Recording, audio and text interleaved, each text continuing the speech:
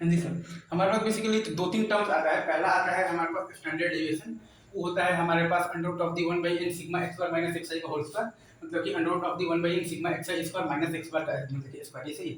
दूसरा टर्म आता है हमारे पास वेरिएंस, वो होता है हमारे पास सिग्मा स्क्वायर, मतलब कि 1 by n sigma x bar minus xi का स्क्वायर, या फिर 1 by n sigma xi square minus x bar का स्क्वायर, ये सही है। और बाइनोमियल, और ये बाइनोमियल डिस्ट्रीब्यूशन में आपके पास मीन वैल्यू आता है आपके पास एनपी, और वेरिएंस आता है आपके पास एनपीक्यू, ये सही है। बाइनोमियल डिस्ट्रीब्यूशन में आपके पास मीन वैल्यू आता है आपके पास एनपी, और वेरिएंस आता है आपके पास एनपीक्यू।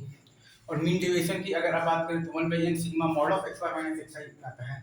अगर आप मीन डेविएशन की बात करें तो वो आता है मतलब कि आपके पास 1 by n sigma mod of x bar minus xi। Again standard deviation आता है आपके पास 1 by n sigma x bar minus xi का whole square is equal to 1 by n sigma xi square minus x bar का square.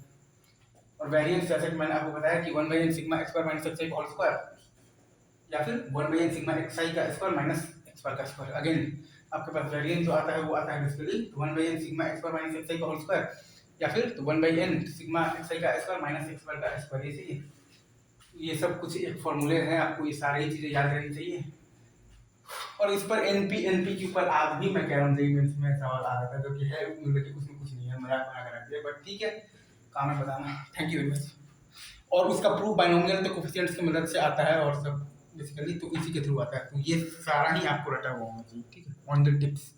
अब इसमें अब वो सब आप मतलब कि एनालिसिस कर लीजिएगा, लाइक अगर सारे नंबर्स को डबल कर दें तब स्टैंडर्ड डेविएशन या वेरिएंस पर क्या फर्क पड़ेगा, अगर सारे नंबर्स को k टाइम्स कर दें तब स्टैंडर्ड डेविएशन या वेरिएंस पर क्या फर्क पड़ेगा, अगर सारे नंबर्स में k ऐड कर दें तब स्टैंडर्ड डेविएशन और वेरिएंस पर क्या फर्क पड़ेगा, मतलब अगर सारे नंबर्स में k सब्ट्रैक्ट कर दें तब स्टैंडर्ड डेविएशन और वेरिएंस पर क्या फर्क पड़ेगा, ये सारी प्रॉपर्टीज वगैरह आप खुद से एनालाइज कर सकते हैं, उसमें मेरी बताने की जरूरत नहीं है। और क्या करा दूँ, और मीन मीडियन मोड तो बच्चे क्लास में आप लोग पढ़ते ही हैं, वो रिलेशन होता है